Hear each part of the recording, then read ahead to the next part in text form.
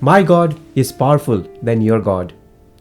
My religion is much better than yours. The way I worship is correct. The way you worship is wrong. Why so much of confusion in the name of religion? And such confusion has been created in this video. First, we will see what this person has said, and after watching the video, I will tell you something. And you can also share your comments. So here is the video. Why do you not worship idols? Just a second. I'll just take 15 seconds. No. I'll just Google something. I have your picture on my phone right now. Okay. Whose picture do I have on my phone right now? Mine. Adil's picture on my phone right now. Yes. So I'm going to first show this picture on camera. Okay. And then I'm going to show the picture to you. This is Adil Ahmed.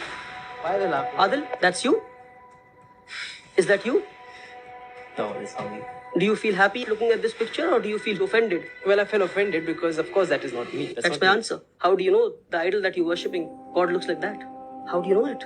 अगर आप एक अदना दर्जे के इंसान, just an ordinary man, gets offended when I show you somebody else's picture and say this is you. Wow. Do you think the creator who created you and me does not get offended when you stand in front of the idol who does not look like the creator? I don't mean to offend anybody. You be a Hindu, you be whatever religion you follow. But एक बार दिल पे हाथ रख के अपने आप से पूछो कि खुदा पे क्या गुजरता होगा जिस खुदा ने आपको हाथ दिया, पैर दिया, 3 वक्त का खाना दिया, सब कुछ दिया, पर आप उस खुदा को नहीं याद कर रहे.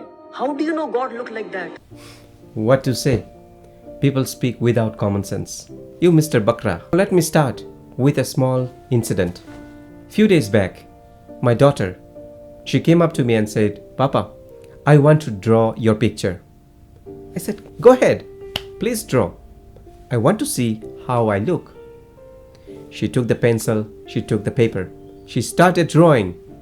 After 10 minutes, she came to me and she showed me the picture. I found my face was like a coconut.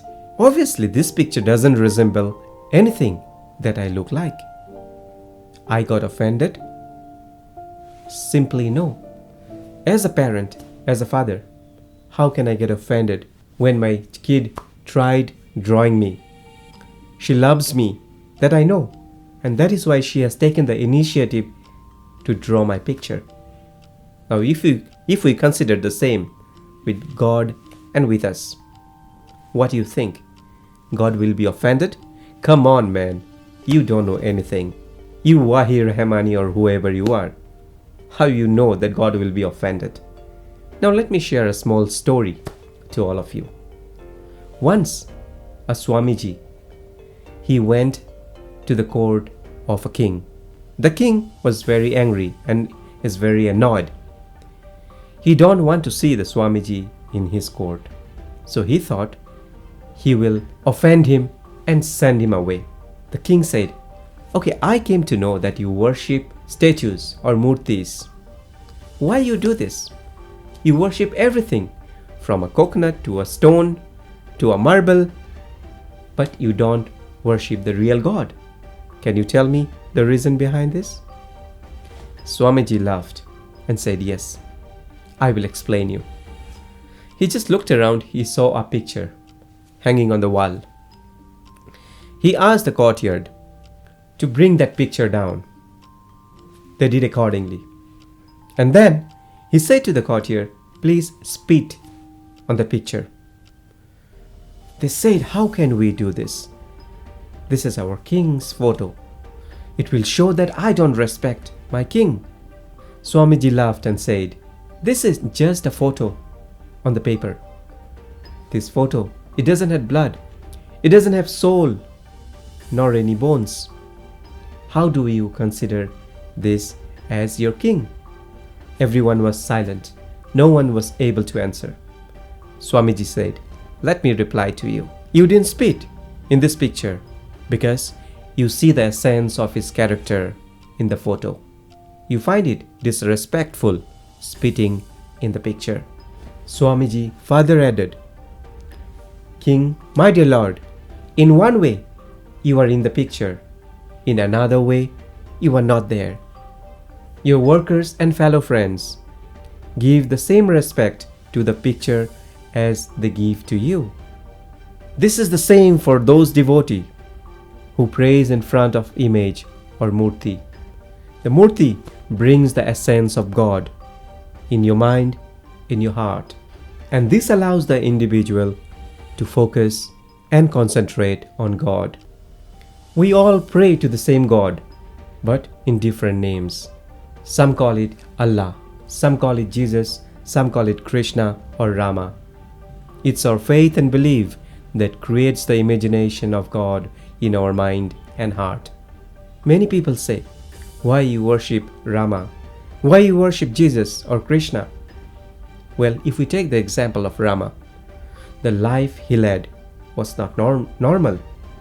It was totally different, with full of ups and downs. Still, he didn't give up. He left his kingdom. He went to the forest. He was in the exile for 14 years. His wife was not with him. He had a battle with his twin sons. So many things. Still, we worship him only because the example he set was not normal.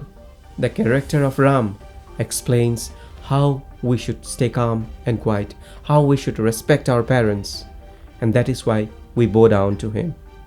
Same in the case of Jesus. He faced so much of trouble. People killed him. Still, he said, forgive those sinners.